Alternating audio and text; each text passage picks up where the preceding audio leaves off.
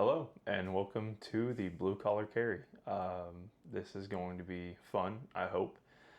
My name is Logan and we're going to do a Q&A so you guys can get to know me a little bit. So my lovely wife is over here behind the camera. She can say hi. Hey guys. She's going to read off some questions for me so that way you guys can get to know me, and you guys are welcome to leave suggestions of questions in the comments, and maybe we can do another one of these. Alright guys, first question. Why did you choose to start this channel and what do you want your legacy to be?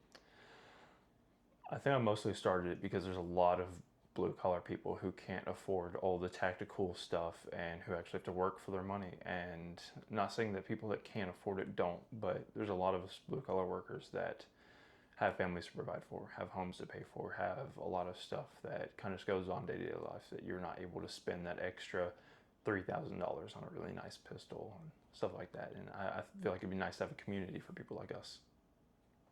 What do you want your legacy to be? I want to be remembered for being as Christ-like as possible that a man could be.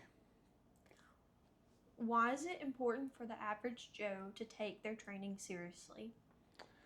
Because unfortunately in this world, if you lack training and discipline, the situation that could be life and death can unfortunately end in the latter. How does being a blue He's okay. Our dog's scooting around in here. Don't mind it. How does being a blue collar worker, someone who uses their hands and body daily, affect how you approach training? It's definitely one of those things where even when you're tired, you need to push because odds are never going to be in your favor.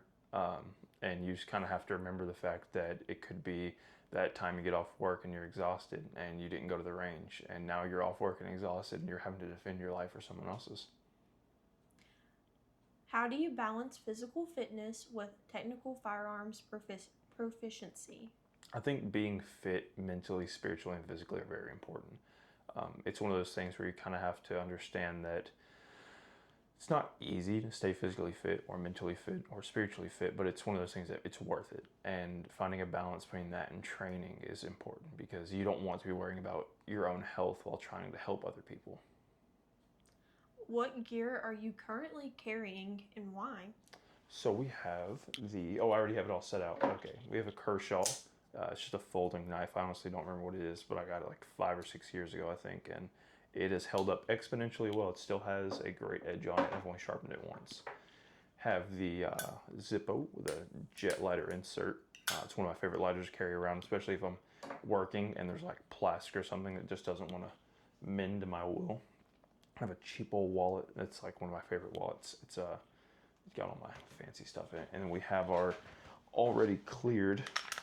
Let's do a quick check with me on that.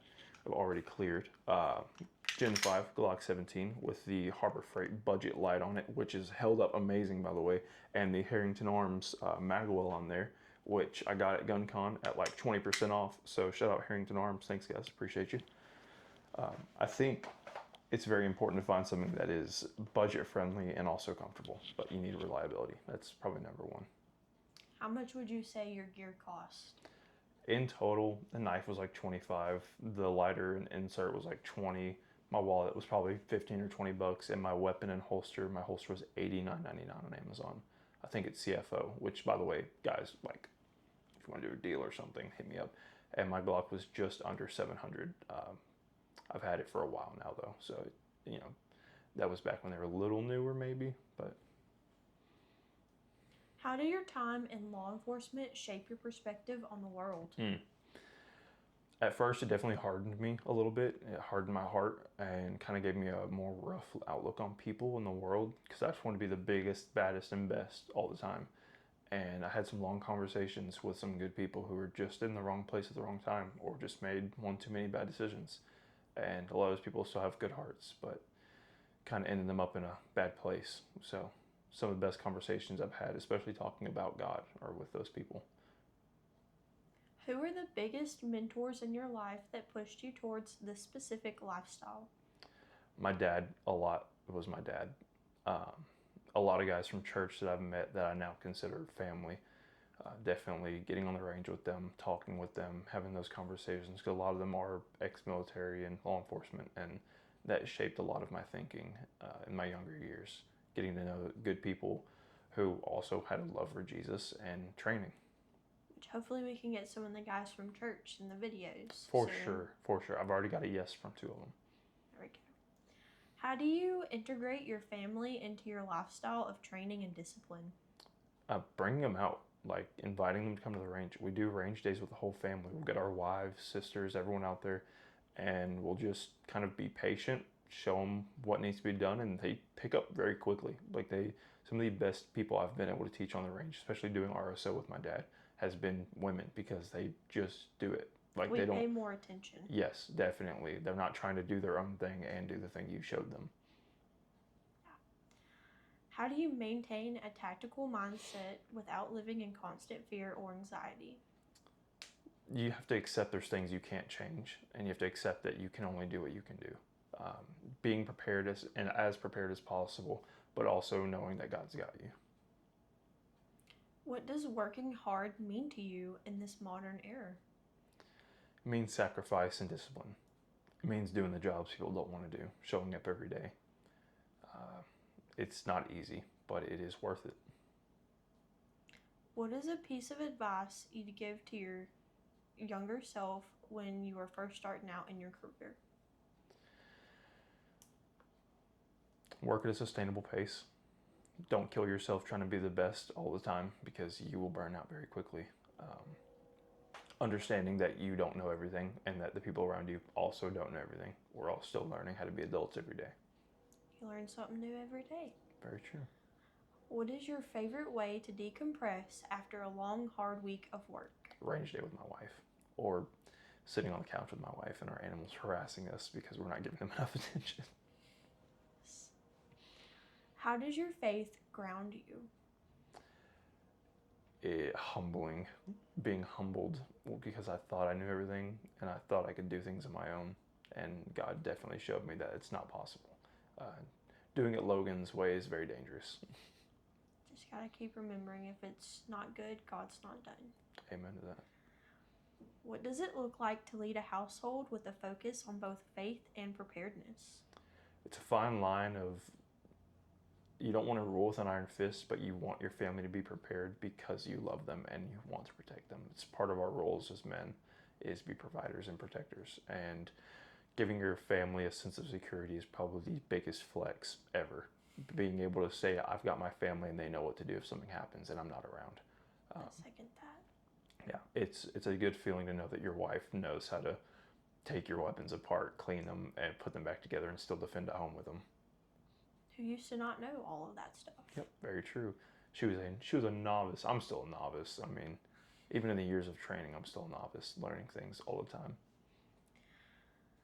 How has your faith grown and shifted from when you first started pursuing a relationship with God to now? It has grown and shifted exponentially and for the better. My wife and I have both grown exponentially in our faith, and it's been a massive part of who we are. God has helped us through and put us through a lot, and we've always kind of told each other, like we're in the desert, and there's always, a beautiful sunset on the other side, but if you stop where you are, you're going to be stuck there forever.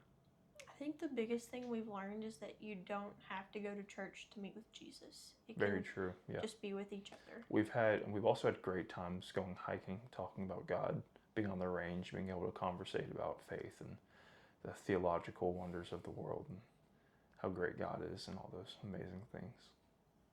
How do you handle the noise and criticism that comes with being vocal about faith and firearms? I was told at a young age that the same people who might not like you are the same people who would have crucified a perfect man, and that I've carried that in my heart for years now. Also, what was the second part of that? The firearms. Yeah. Everyone has opinions, and everyone's entitled to their opinions, even if they're wrong. And firearms are a necessary part of this world because we have governments that have them.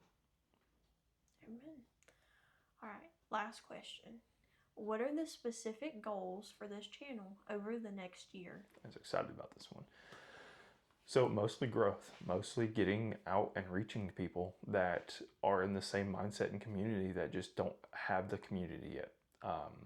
hoping that God will plant the seeds and help with the growth. And if I can do all of this for years and only reach one or two people and them accept Christ into their heart, that is worth it all. I think that's all the I questions think I that's have all. for you. All right. Well, I greatly appreciate you guys' time. Hopefully you got to know me a little bit better, and hopefully I get to know all of you a little bit better. So feel free to leave things about yourselves or about what you want to know. And Or what you want to see. yes, very true, what you want to see. I'm so glad I have her. I can't remember anything. But yeah, thank you for your time, and y'all have a blessed day.